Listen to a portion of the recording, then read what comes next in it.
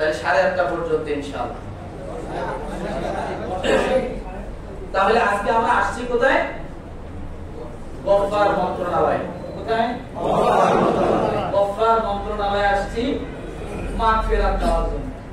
কি বলেন তো? গফফার মন্ত্রণালয়ে আসছি মাগফিরাত দেওয়ার জন্য। দেখি আল্লাহ তাআলা আজকে আমাদেরকে মাফ করে কিনা। কথা ঠিক না? ঠিক।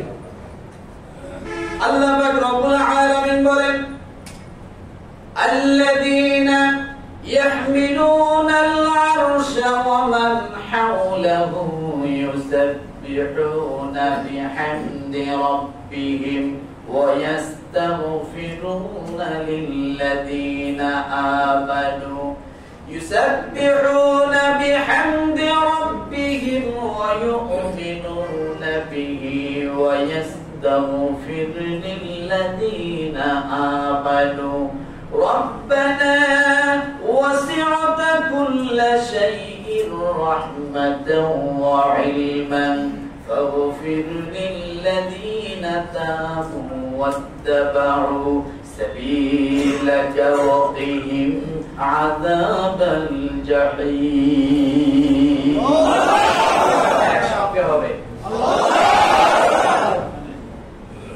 সূরাতুল গাফির এর আরেকটা নাম হলো ফুসসিলাত। এই সূরার 7 নম্বর আয়াত। কত? 7 নম্বর আয়াত। এই আয়াতটা আল্লাহ সুবহানাহু ওয়া তাআলা আপনার আমার জন্য একদল ফেরেশতা নিয়োজিত করে আপনাকে আমাকে একটা মেসেজ জানাই দিয়েছেন। সুবহানাল্লাহ। ঠিক আছে? তাহলে কোন সূরা? সূরা গাফির। আয়াত নাম্বার কত? অথবা ফুসসিলাত, দুইটা নামই থাকতে পারে। আল্লাহ পাক রব্বুল আলামিন বলেন, আল্লাযীনা ইয়াহমিলুনাল আরশা, যারা আরশকে ধারণ করে, যে সমস্ত ফেরেশতারা আরশকে ধারণ করে আছে, তার মানে বোঝা গেল এই সমস্ত ফেরেশতারা আল্লাহর একেবারে নিকটবর্তী, কাছাকাছি।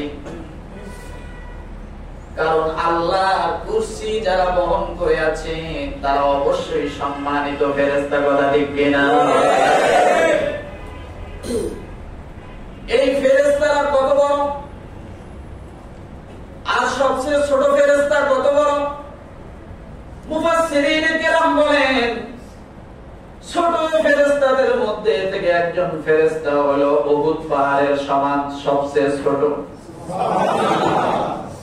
আর সবচেয়ে বড় যে ফেরেশতা রয়েছে তার একটা কান থেকে নিয়ে, এই কানের লতি থেকে নিয়ে এই ঘাড় পর্যন্ত 700 বছরের রাস্তার সমান দূরত্ব।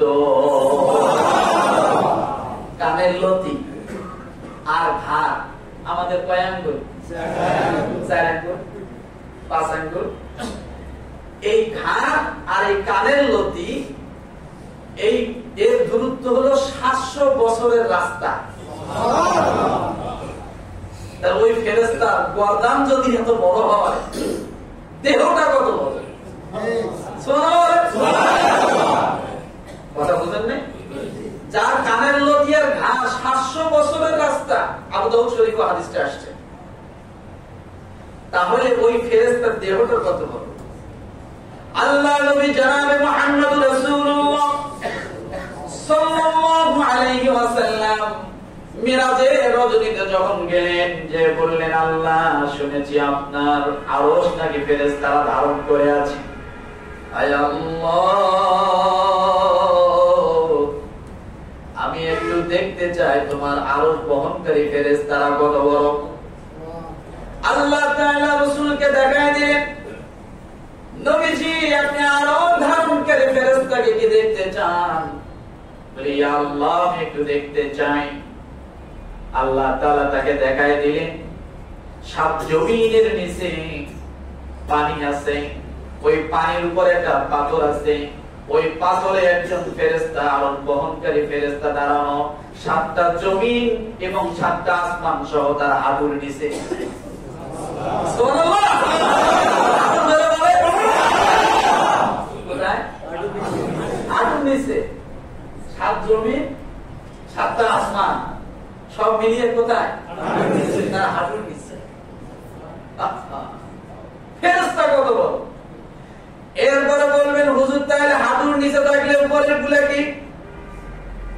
7 আসমান থেকে নিয়ে এরপরে আরশে আজিম পর্যন্ত একটা পুকুর রয়েছে, ওই পুকুরের মাঝখানে দাঁড়িয়ে আছে।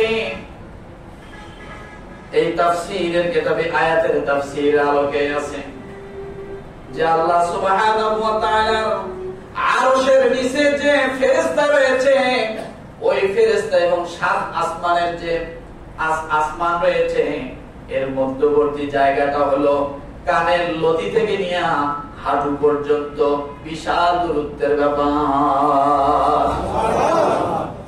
ওই যে বললাম হাঁটু কোথায়? 7 আসমান 7 জমি, হাঁটু বরাবর। হাঁটু থেকে ঘাড় পর্যন্ত, কানের লতি পর্যন্ত এর দূরত্ব হলো আসমানের সর্বোপর যে আসমান, এখান থেকে নিয়ে আল্লাহর আরশের খুঁটি ধরা পর্যন্ত। সুবহানাল্লাহ। আল্লাহর নবী বলেন সেখানে একজন ফেরেশতা আর একজন ফেরেশতার দূরত্ব কত? আল্লাহ 4টা কুরসির পায়ে 4 জন ফেরেশতা ধরে আছে, এর দূরত্ব কত? একদিক থেকে আরেক দিকের দূরত্ব কত? ডান দিক থেকে বাম দিকের দূরত্ব কত? আল্লাহ সুবহানাহু ওয়া তাআলার হাবিব ডাক দিয়ে বলেন একজন ফেরেশতা থেকে আরেকজন ফেরেশতার দূরত্ব হলো 50,000 বছরের রাস্তা। আল্লাযীনা ইয়াহমিলুনাল আরশা ওয়া মান হাওলাহু ইউসাব্বিহুনা বিহামদি রাব্বিহিম ওয়া ইউমিনুনা বিহি।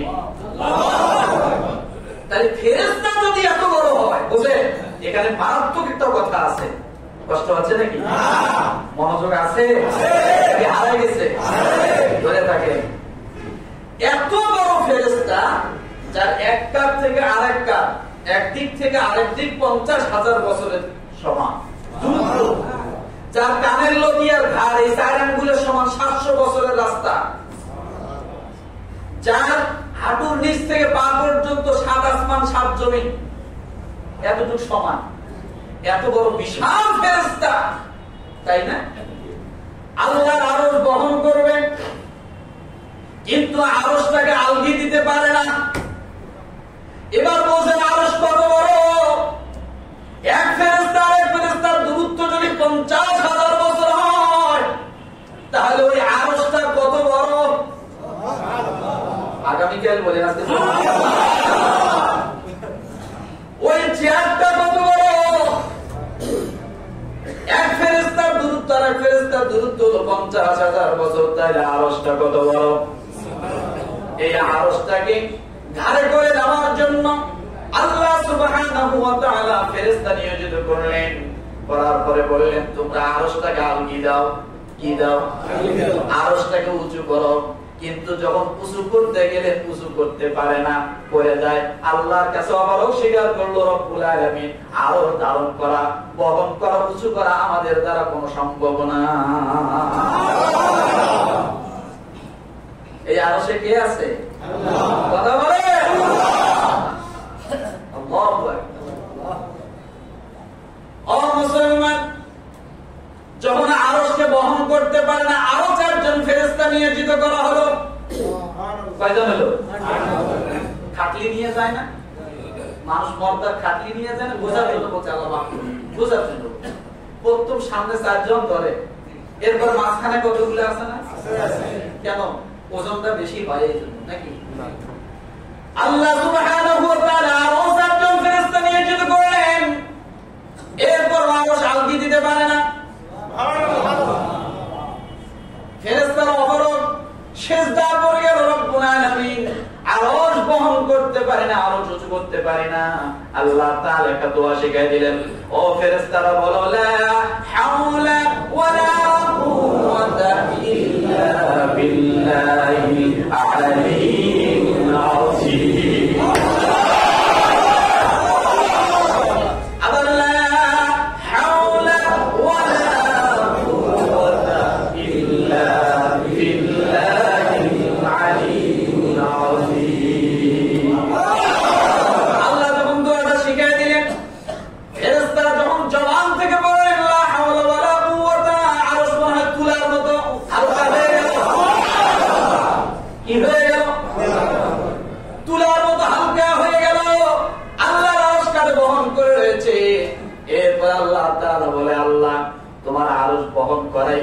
ইবাদত, আর কোনো দায়িত্ব নাই। আমাদের জবান তো খোলা, আমরা হয়তো গায়ের শ্রম দিচ্ছি, আরশটা বহন করে আছি, কিন্তু জবান একটা কাজ দিলে তো আমরা করতে পারি। আল্লাহ তাআলা ডাক দিয়ে বলেন, ও ফেরেশতারা, তোমাদের কাজ হলো আমার বান্দা আখিরি নবীর উম্মতের জন্য তোমরা এখান থেকে দোয়া করতে থাকো।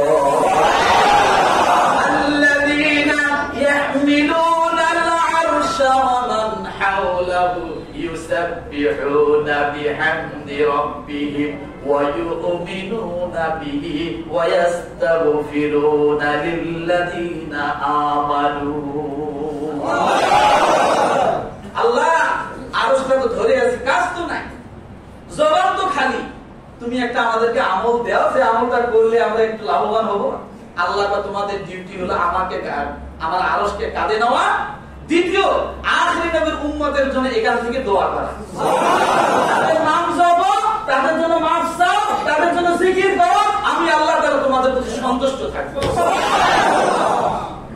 আর পরে করেন সুবহানাল্লাহ। কোন ফেরেশতা আপনার জন্য মাগফিরাতের দোয়া করে আপনি চিন্তা করেন? আপনি এখনো চায়ের দোকানে বসে আড্ডা দেন, টিভির সামনে এখনো বসে এখন কপাল পুড়ে গেছে। আল্লাহ কোন ফেরেশতাকে দিয়ে আপনার জন্য দোয়া করায়? সূরা কাফির আয়াত নাম্বার 7 দলিল দিয়ে দিলাম, কেউ দিতে পারবে না। মুসলমান এখানেই শেষ না, আরেকটা বলি, তাহলে ফেরেশতার দূরত্ব কত? একদিক থেকে আরেক দিকে, কানের লতির থেকে ঘাড় পর্যন্ত 4 আঙ্গুলের জায়গা 500 বছরের রাস্তা। তাহলে ফেরেশতা ছোট নাকি? ছোট